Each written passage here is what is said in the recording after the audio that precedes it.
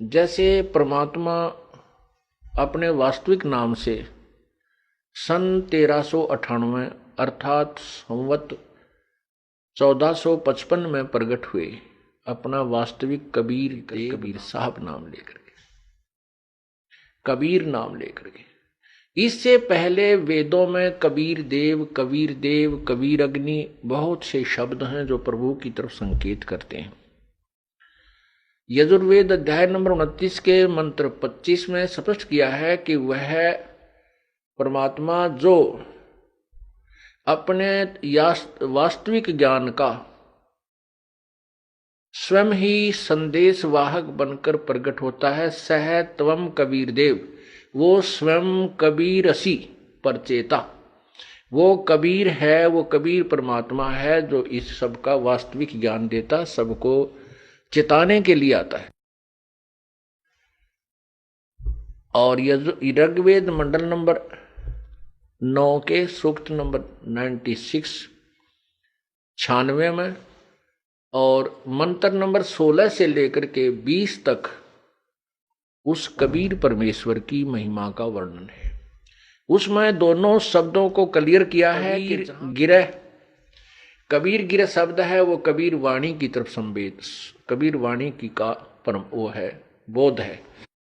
जहां केवल कवि नाम पदवी,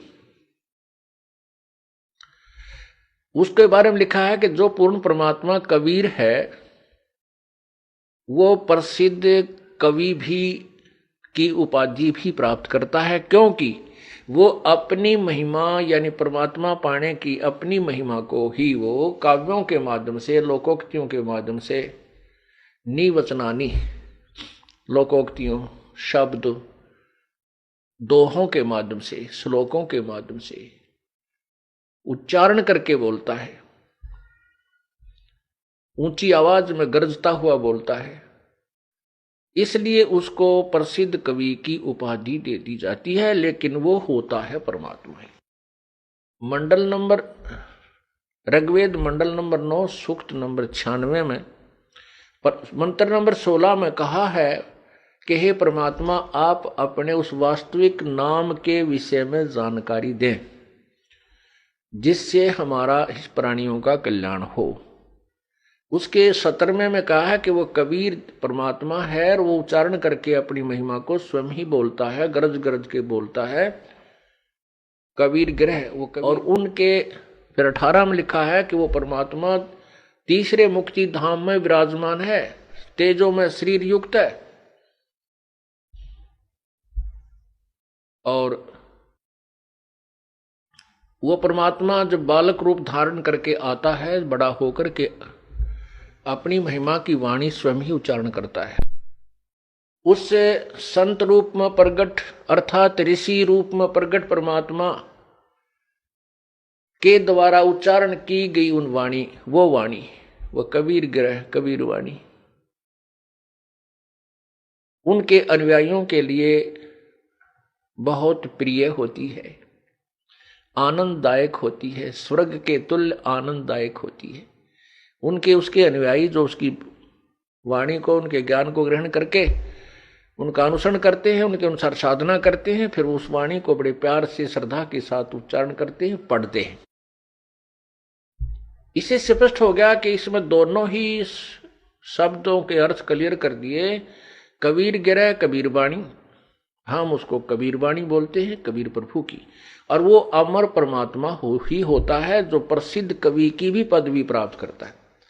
अभी तक पुण्यात्माओं हम परमात्मा को, कबीर जी को एक सिंपल पोइट मानते थे,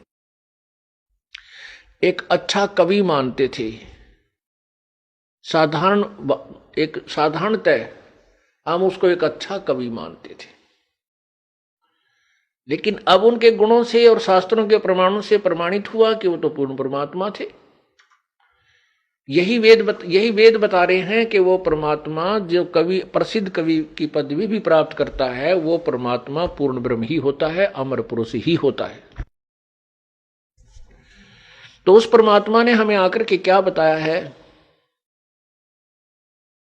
अब जैसे कवि शब्द का उन्होंने कवि बना दिया, कबीर शब्द का, कबीर देव का। अब जैसे यजुर्वेद है। ये देखिएगा, ये यजुर्वेद है, इसके ऊपर रै लगा है।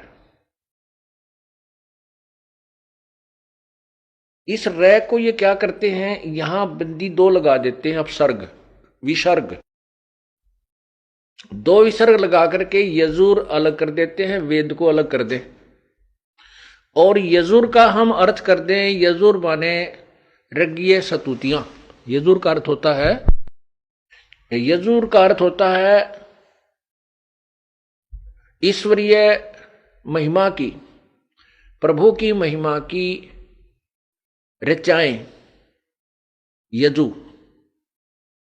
तो अब हम इसका अर्थ कर दें, यजु माने परमात्मा की महिमा की ऋचाएं, तो वो अर्थ भी है इसका।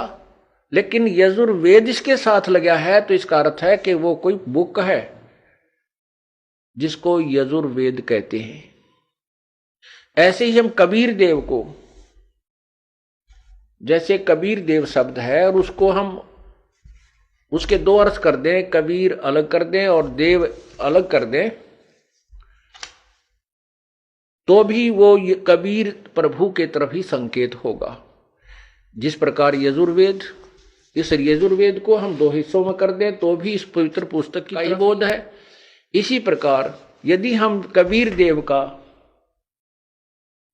को अलग कर दें, दो हिस्सों में डिवाइड कर दें, इसका संधि छेद कर दें, तो भी परमेश्वर की तरफ ही संकेत है।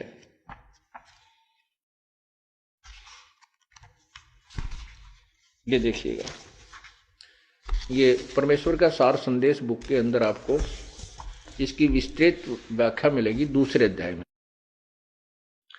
ये यजुर्वेद आपने देखा, इसके दो हिस्से कर दिए, ये यजुर्वेद है। इसका रै हटा करके इन्होंने अपसर्ग लगा दी, मान लीजिए यहां पर यजुर्वेद, तो भी यह वही पवित्र पुस्तक यजुर्वेद का ही बोध है। इसी प्रकार यहां कबीर देव वेदों में,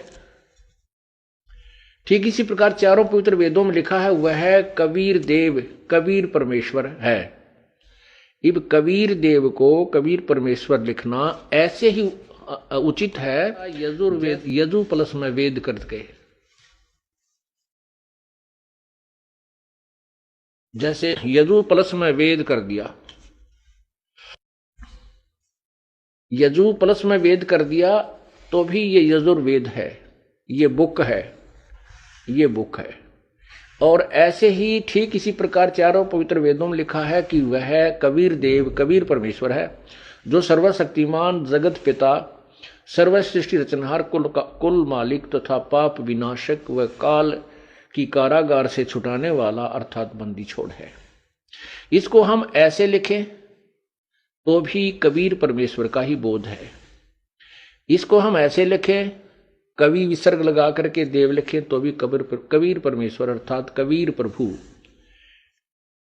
का ही बोध है। अब क्या है कि हम अपनी मातृभाषा में, जैसे कबीर है, हम कबीर को कबीर बोलते हैं, जैसे वेदों को वेद बोलते हैं, वेद। ठीक इसी प्रकार जैसे देवी को देवी बोला कर हमारे मातृभाषा में, तो देवी बोला कर, देवी की पूजा, देवी का मंदिर था वहां पर, देवी यानी वह को हम वह बोलते हैं।